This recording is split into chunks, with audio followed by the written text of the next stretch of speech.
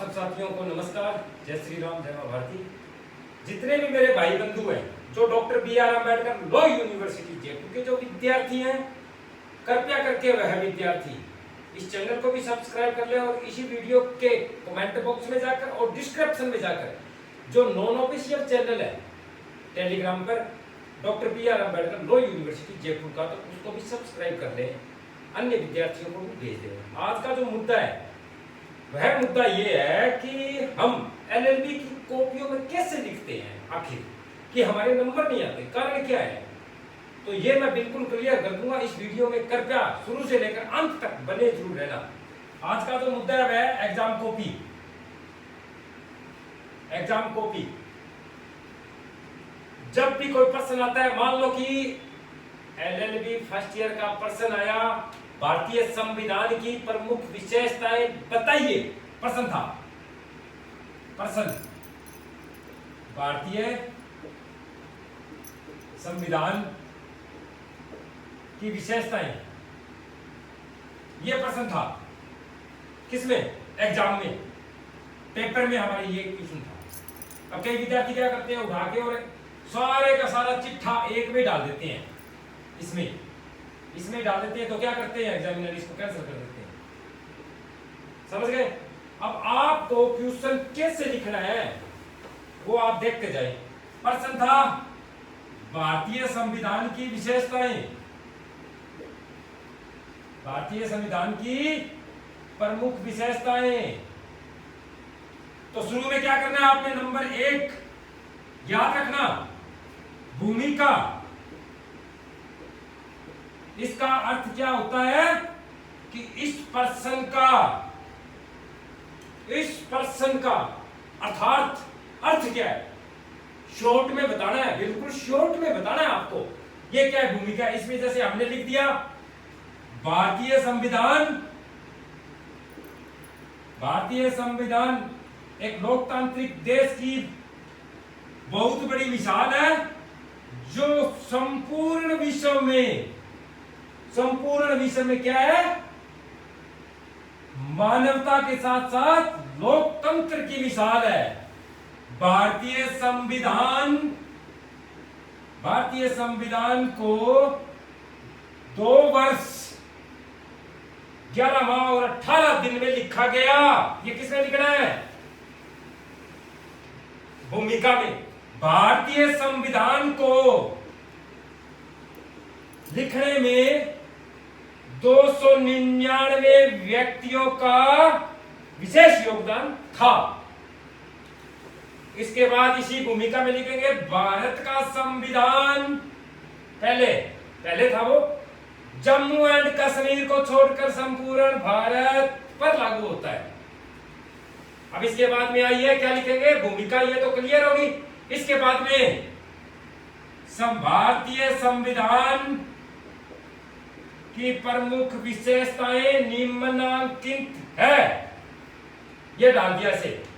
Just इसके नीचे number 1, number 2, number 3 और नंबर 4 इसकी प्रमुख विशेषताएं निम्नलिखित है। नंबर 1 धार्मिकता का अधिकार, नंबर 2 अभिव्यक्ति की आजादी, नंबर 3 जीवन जीने की स्वतंत्रता, और नंबर 4 शिक्षा का अधिकार। ये क्या थे, 4 पॉइंट बनाए। एग्जाम्पल पेपर में कैसे लिखना है। अब जैसे ये लिखा, भूमिका लिखी, भूमिका बाद भारतीय संविधान की प्रमुख विशेषताएं निम्नलिखित है। नंबर 1 धार्मिकता का अधिकार, अभिव्यक्ति की आजादी, नंबर 2, नंबर 3 जीवन जीने का अधिकार, और नंबर 4 शिक्षा का अधिकार। ये 4 लिखने के बाद में नंबर यहां से क्लोज द पॉइंट, नंबर 1 ये उठाया और यहां सेट कर दिया धार्मिकता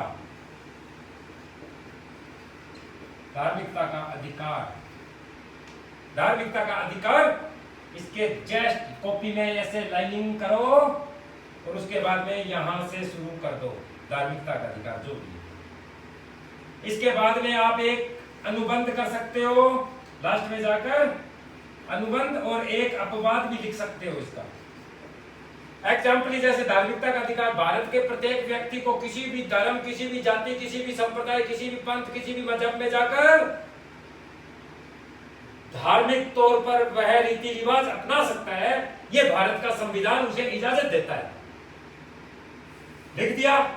इसका अनुबंध क्या लिख रहा है कि भारत का संविधान धार्मिकता का अधिकार तो देता है, परंतु भारत का संविधान ऐसा अधिकार नहीं देता कि किसी की धर्म की हम धार्मिकता भावनाओं को आहत करें, किसी धर्म को हम पाखंडवाद बनाकर और उसका नाजायज फायदा उठाएं। ऐसी भी आजादी कौन नहीं देता? भारतीय संविधान नहीं देता। राइट टू फंडामेंटल में ऐसा अधिकार नहीं है। इसका फिर क्या करेंगे?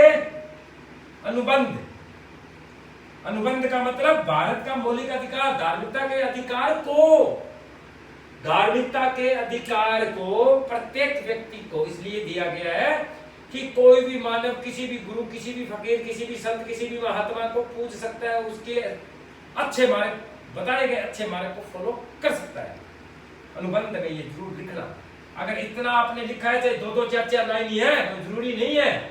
भूमिका चाहिए आपने 2 लाइन की लिखी, भारतीय संविधान की प्रमुख विशेषताएं देकर, और ये 4 लाइनें जैसे 4 लिख दी, धार्मिकता का, शिक्षा का, जीवन जीने का अधिकार, और नीचे जैसे ऊपर से उठा के ले आए धार्मिकता का अधिकार, धार्मिकता का अधिकार लिखकर बराबर स्लैश देकर, और नीचे हमने क्या किया, उत्तर शुरू किया। ये सिर्फ 2 लाइन की थी जिसमें 2 पॉइंट थे, अनुबंध और अपवाद।